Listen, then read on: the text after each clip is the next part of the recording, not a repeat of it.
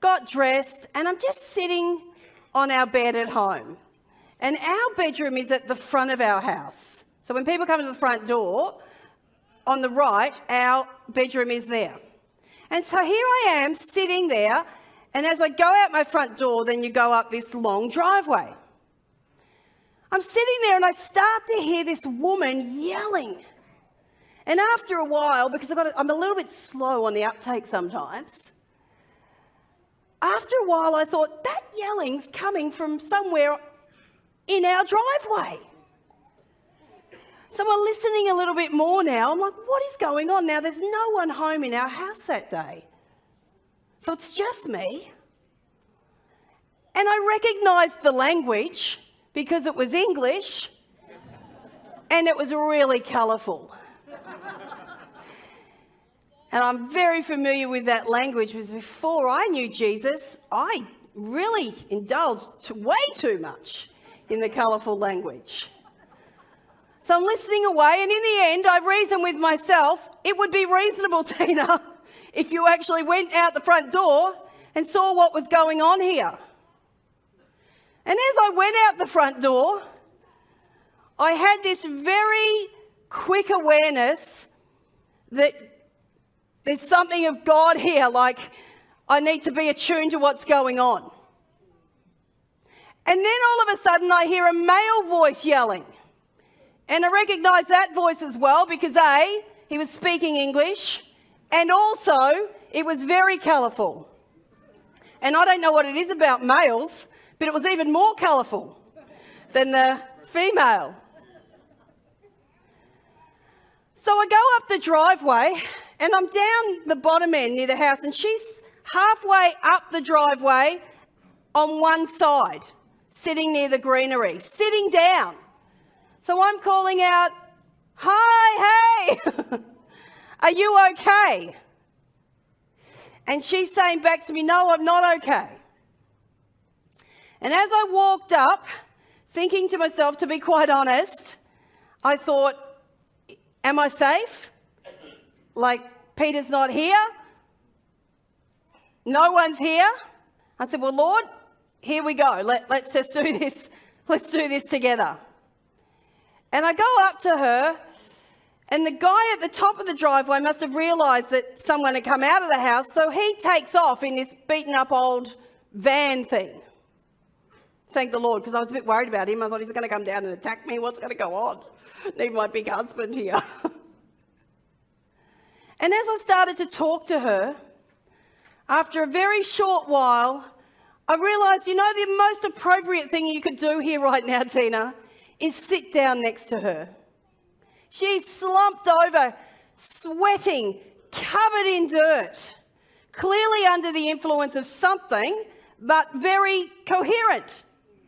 She starts telling me that, I don't know how I got here. A year ago, my life was all together, but my mother had died.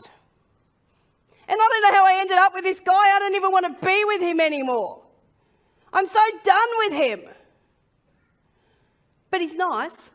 People get a bit confused in that space. I'm like, nice, just... And as she's talking to me, and then she's telling me she's in physical pain as well. Oh, church, my heart. I just wanted to love her. Wouldn't you want to do that? So I was sitting there, and I didn't want to get too close because I thought I don't want to freak her out. But I was right next to her. And so here I am sitting down next to her. And after a while of us talking, I looked her in the eyes and I said, you know what? It's not hopeless. I'm going to help you today. It's not hopeless. I'm here to help you. And a few minutes went on and I would say to her, you know what? It's probably not relevant to you, but I go to church and I want to tell you there is hope. And I looked her in the eyes, and you know what she started to do? She started to grab my arm. So here we are now, two women sitting halfway up a long driveway, her grabbing onto my arm, feeling hopeless, me being able to tell her that there's hope. I said to her, you're in so much pain, would you like me to call an ambulance? And she said, yes, please. And so I rang 911, which is an American number.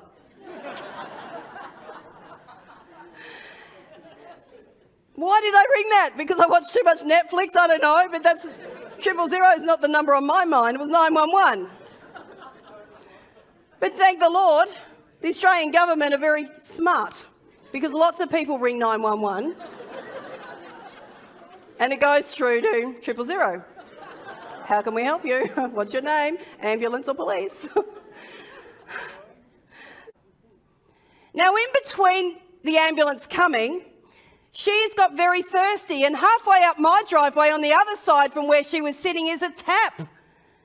And so she scoots across the gravel driveway to the tap, and now she's drinking water and she's throwing water on herself. And now I'm sitting over there with her in the water as well.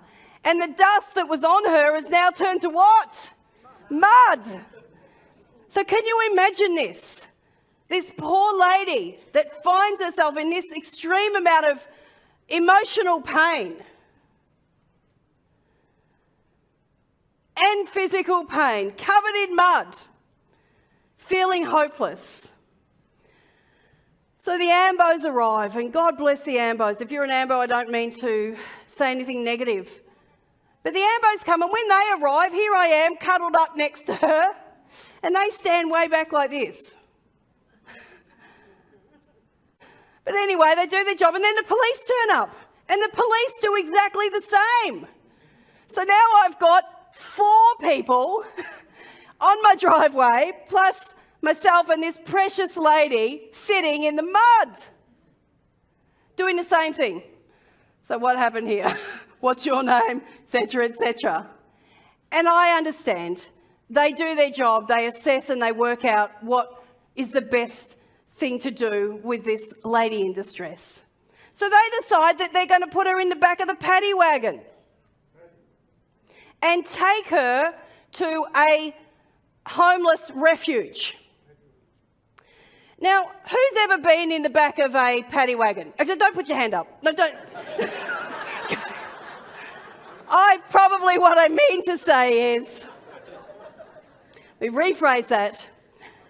Who has ever been to the Royal Melbourne Show where they have police cars on display to show your kids? And you went and had a look in the back of a paddy wagon to say to your son or daughter, don't ever get in there. But I said to her, is there something I could get for you? Is there something I can give you? And she said, I really would love a jumper. Because of course, she's cold and she's wet now. So I go inside to my wardrobe and, I'm a woman. So I think like a woman. I think a jumper's just not going to be enough. Like, you don't have anything else. You don't have anything else. So I went through my wardrobe and I got all the things that I thought that she would need for a few days, a few bits of clothes. And then I went into the bathroom and bits of toiletries that I think that you would appreciate. Like a toothbrush. How bad is it when you can't brush your teeth? Just all these little practical things. I thought to myself, you know what? I'm going to scoop all this stuff up and I could put it into a plastic bag. And I thought to myself, a plastic bag? A plastic bag? I'm going to give a woman who's in great distress, who at this time in life finds herself homeless, clothes in a plastic bag? There's something wrong about that, don't you think? So I thought, you know what? I need to give her my best overnight bag. And I've got to be honest, there was a part of me that just went, really, Jesus? Like, I love this bag. But then I gave myself a slap in Jesus' name and I said, get perspective here, Tina. Just walked out of your house to a person that has no house. So I put it all in there, into this beautiful bag.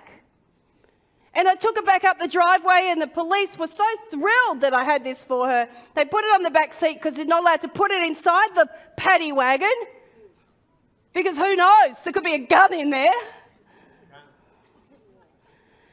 Anyway, I put my head in the paddy wagon and I said to her, you know what?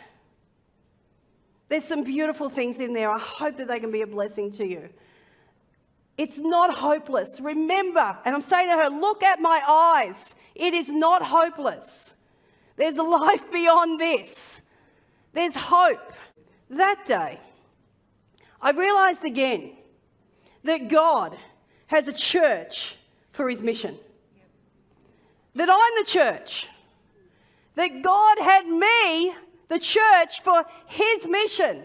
It was him that's trying to reach out to her. Let me tell you, it wasn't me. I didn't even know she was in the neighbourhood. It's God trying to reach out to her. Why didn't she come down any other driveway? Because he sent her down my driveway. He sent her down knowing that my church lives here. Oh, don't you love our Jesus? And that day, I just joined him on mission.